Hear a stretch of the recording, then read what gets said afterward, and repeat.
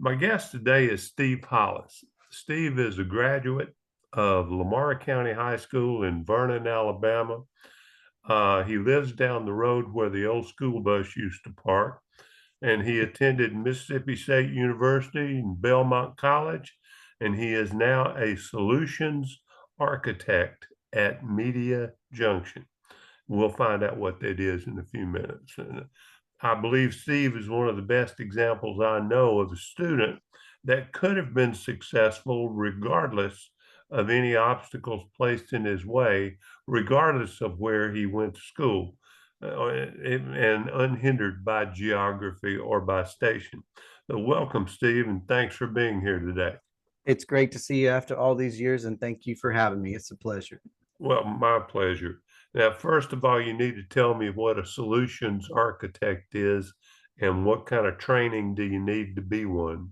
Gotcha. So a solution architect is kind of like a business analyst. That job description can change depending on the environment that you're in. I work for Media Junction, which is a HubSpot partner. HubSpot is a CRM with marketing and sales capability. And the solution architect is if you subscribe or purchase HubSpot, I might help you teach you how to use it. If you've got data you need to get in, I'm going to show you how to get that data in cleanly and recreate your processes and automations. Or even if you need to hook this up and say, I need my HubSpot to talk to this system or this database, then I work with the people who are really smart and can actually write that code to plan how that works. So I sum it up saying that my job is about people and puzzles and trying to bring order to chaos. And I've really enjoyed it. Yeah, that's sort of funny. My stepson Matthew, that you know, I know well. Yeah. is doing pretty much the same thing for the military industrial complex. Okay. And when I asked him, "What are you doing?" he said, "If I tell you, I have to kill you." So I wouldn't understand it anyway, but I'm impressed that people can do that sort of stuff.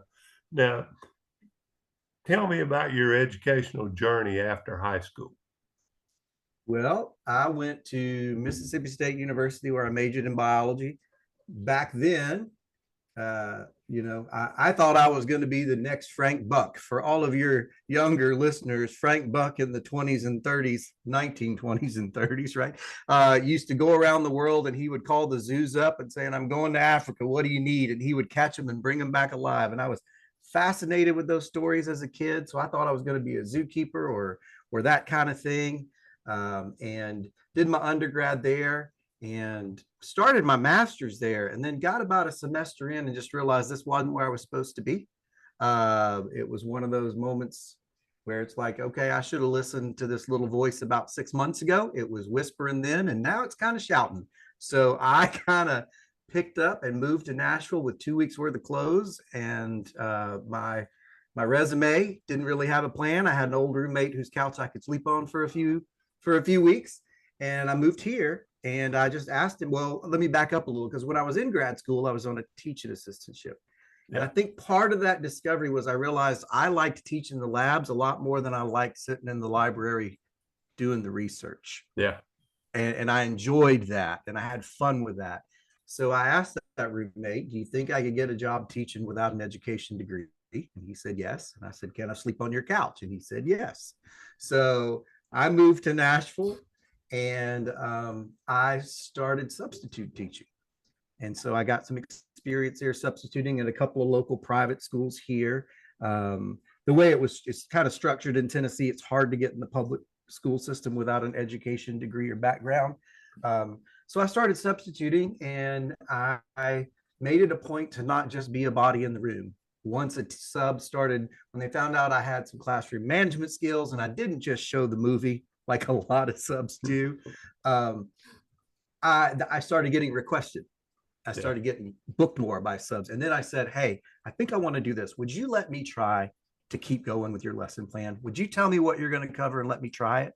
And so I did that for a full semester, and that ended up with a job interview at one of those schools. And so I was there for 11 years. Again, thought I was going to leave and do something else. That didn't pan out.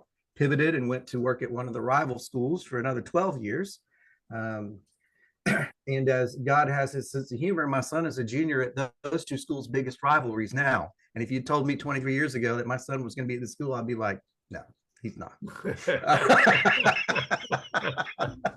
So life is funny that way. So while I was teaching at that first school, I went back to grad school and got my master's at Belmont while I was going to school.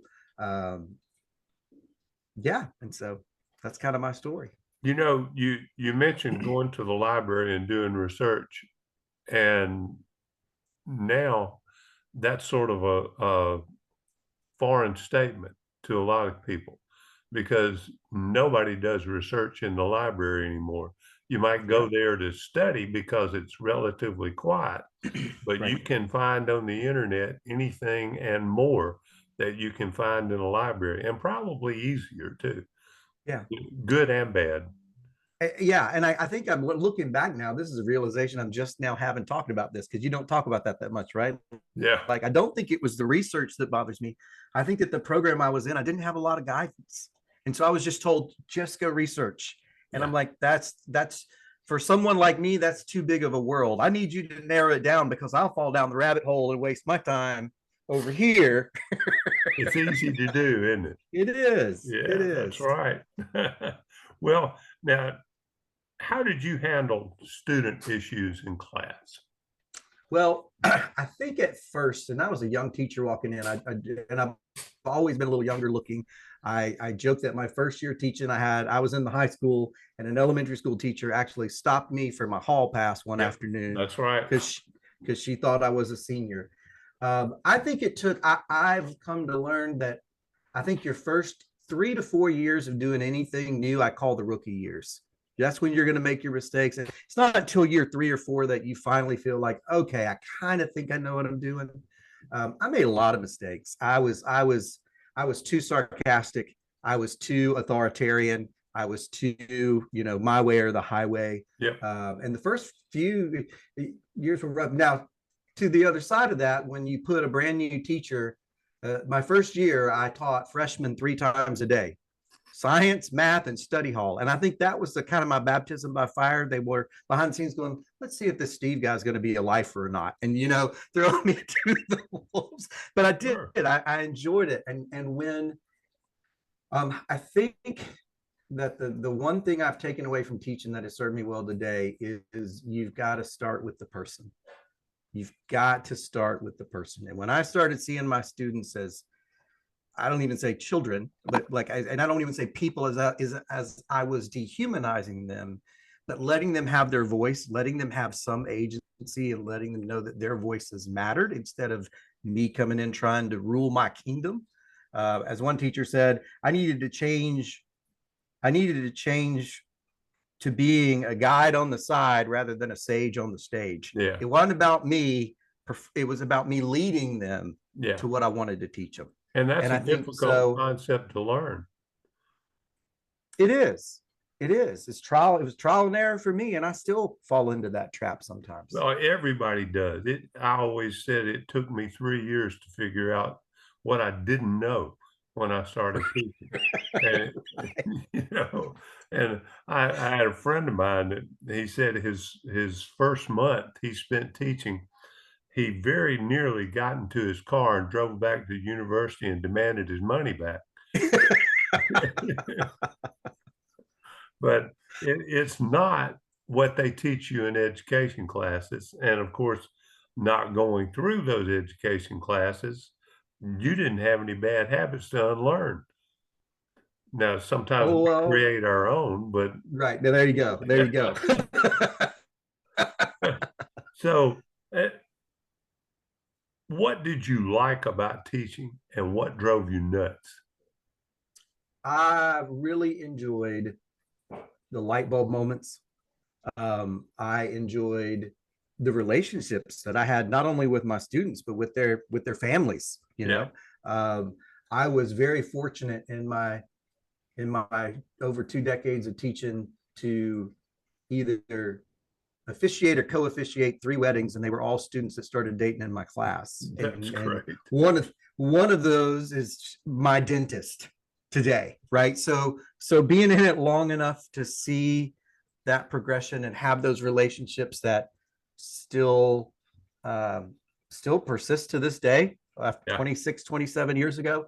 I really love that. I really loved it when I could get, I'm a big quote guy.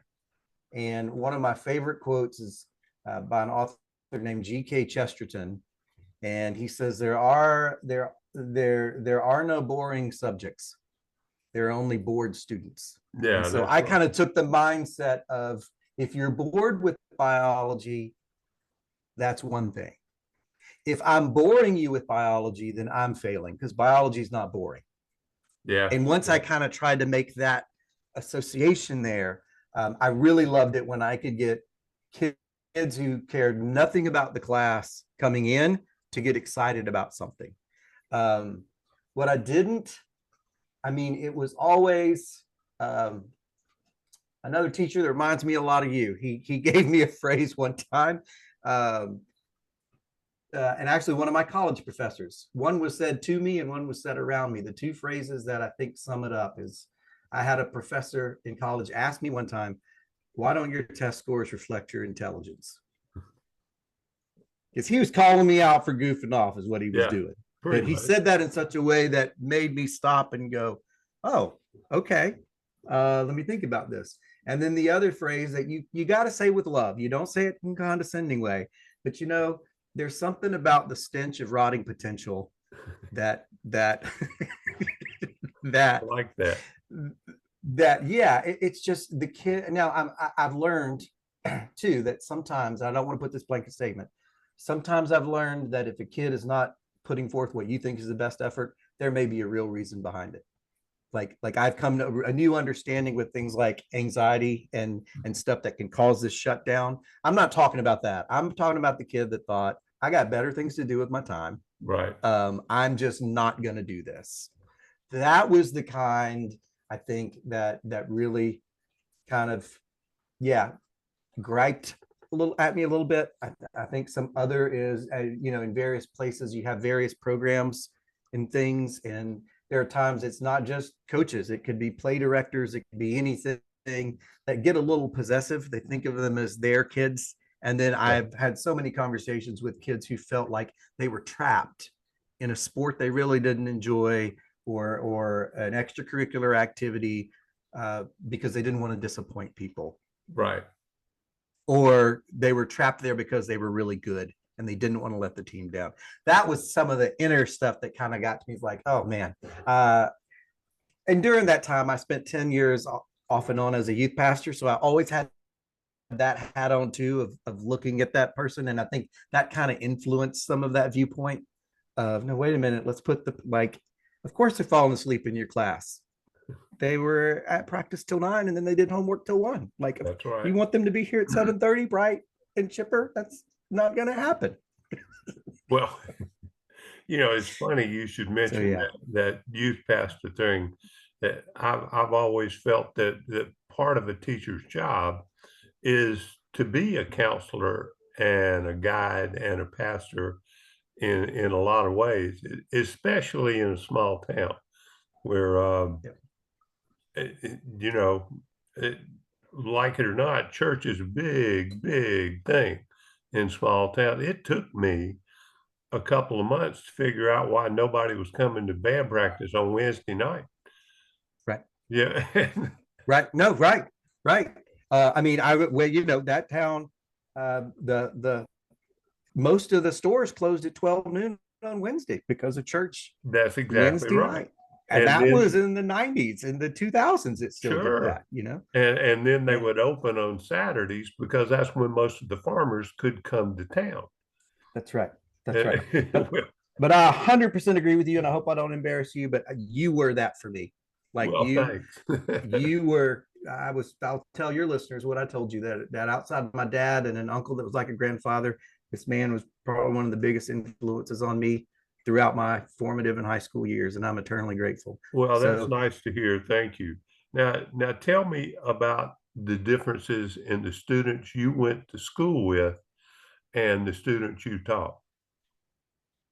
um, well, it's hard to pin down what's due to the time we're in versus the geography, because I grew up very rural. Weyerhaeuser is the biggest landowner of Lamar County, Alabama. It's very That's right. rural. It's very socioeconomically, there's not a lot of wealth there. No real interstates running through it. Farming is a big, farming and pulpwood and trucking are the big industries there. Yeah. And then I moved to Nashville, where I'm in one of the wealthiest counties in the nation. But what I found out though is people are people. It's the problems and the symptoms that change. Sure. It is.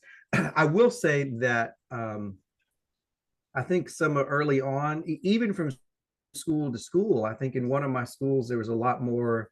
I won't even say entitlement. It was more of like, oh, this is, I don't want to be here. And then very rarely you'd get a class of kids that just love to come to school and like really love to be around one another. They might not always like the work, but their attitudes were a little bit better. I think that you're going to find I do a lot of analogies, but I used to joke like a couple of the schools, we would have chapel every week.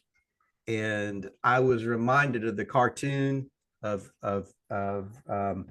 the sheepdog and the coyote. Oh, and yeah. They'd come clock in and they'd try to pound one another, and then they'd clock out and eat lunch together.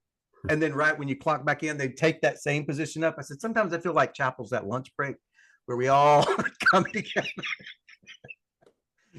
But no, I had a great experience there. I think that some of the differences are basically technology. I think the attention span's not there anymore, and I struggle with that too.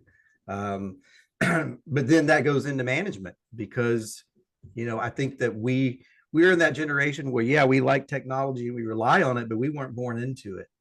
And to tell a kid you can, like, I had to compromise one time because it's like, I'm tired of catching these phones out. I'm tired of taking your phone away when you're not a bad kid. You're kind of addicted to dopamine and you're kind of distracted. And so I asked one of my principals one time, I said, can I try something? It's going to violate the school policy, which says no phones between 8 and 3, but I want to tell you, I'd like to try this. And I had a basket. I said, beginning of class, put your phone right here. We take a break, and I was in a school where we had block scheduling, so we'd have 90-minute classes. So I'm like, if I give you a 5-minute break, you can grab your phone and check your messages. You can't leave the room with it. When class starts, it goes back in the basket.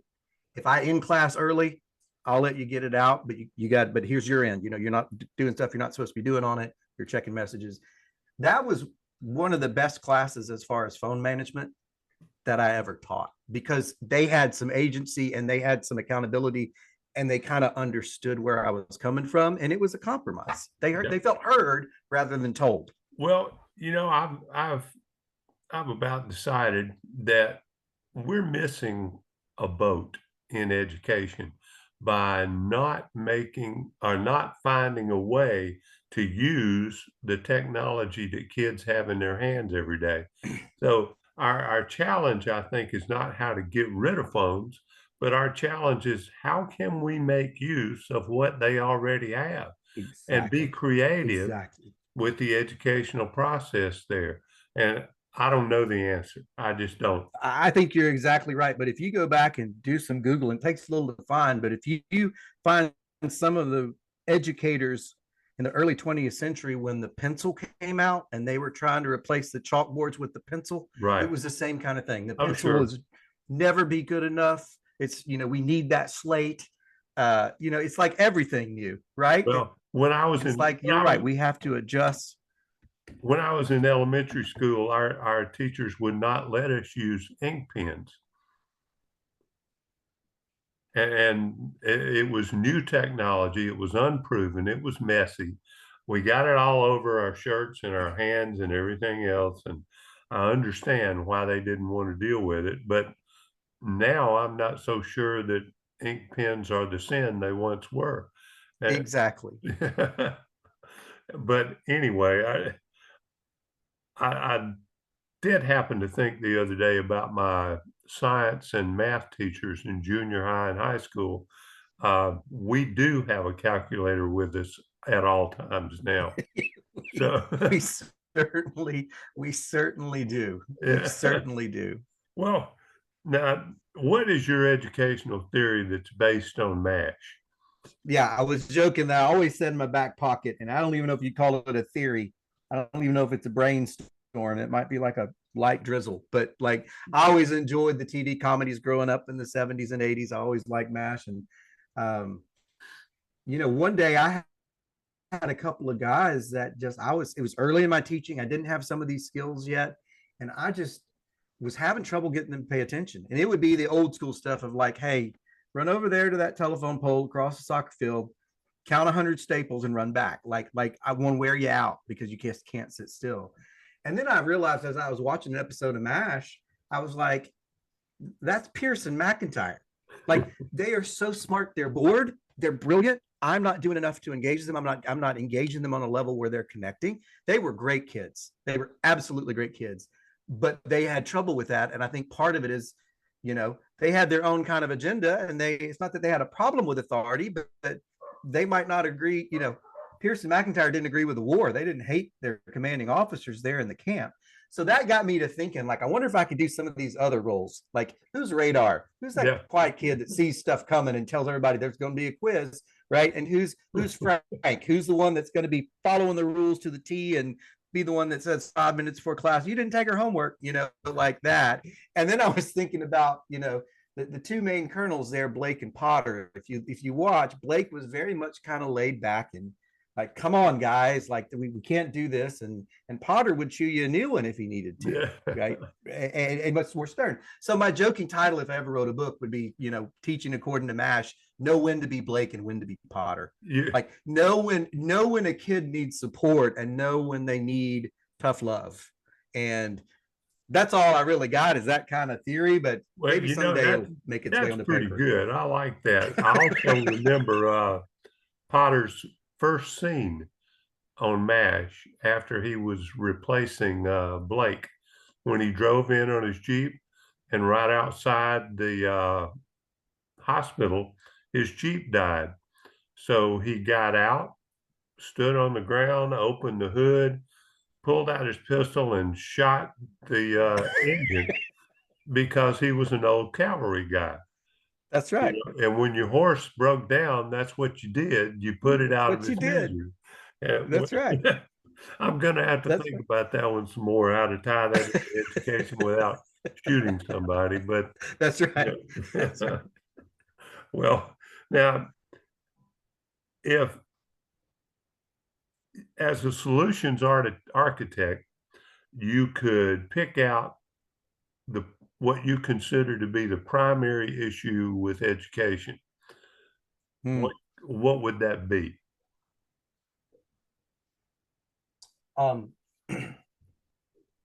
We do something that we call an integration. And an integration is when you get one computer system to talk to another computer system. Yeah.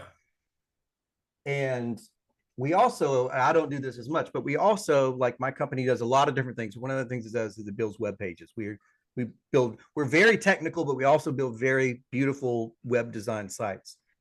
And the process for building a web page is pretty standard, right? You're going to get what you need. You're going to get the pictures. You're going to get the copy. I'm not saying it's always easy and there are everything, but you can plan how long it's going to take. Every integration is different. And my wife and I, she was a school teacher as well. We said we were educational bookends because she would do pre-K and I would do high school. And sometimes some of her kids would come through and I would teach them. And now it's to the point where some of my kids' kids are now going to her school. Yeah. So it's like we are full circle with some of this. Listen, man, God bless pre-K and kindergarten teachers. Oh, I couldn't do it. Absolutely. We both have said there's no one right way to educate every child. To the man who only owns a hammer, everything looks like a nail. Yeah, I have seen kids in private school that I would secretly, and this was my philosophy. It's not that they didn't belong there; they fit in well, but it's like, you have a tendency to kind of kick against the grain a little. Sure. I wonder if in public school, when kicking against the grain means doing your homework and not doing drugs, if that might have been a little bit better place for you, right? To march to the beat of that drummer rather than be disruptive over here. So just saying, like, and look, my kids have been both in public and private school, like my own personal kids. We've gone back and forth with that, and we've been in some schools that would be on par with Lamar County. I mean, they had great teachers. It was a resource problem, right? So I'm not Yeah. knocking my Yeah. education. Loved all of that. We've been all over the spectrum, and we've just seen that. I think that we try to scale too fast without understanding the individual kid, and we try to apply blanket theories to everyone. And then when it doesn't work, we don't know what to do. You're exactly right. Well, listen, Steve, I appreciate you talking to me today. We're about to run out Absolutely. of time on my Okay. El Cheapo Zoom thing here. I got you. But I appreciate you coming on and telling me all this stuff. This is great. We're going to have to do this again. Let's do it. I'd love to keep in touch with you better than I have. So that would Great, be man. awesome. I hope you have a great day. You too. Take care. Tell Thanks, Miss Steve. Betsy hey. Okay.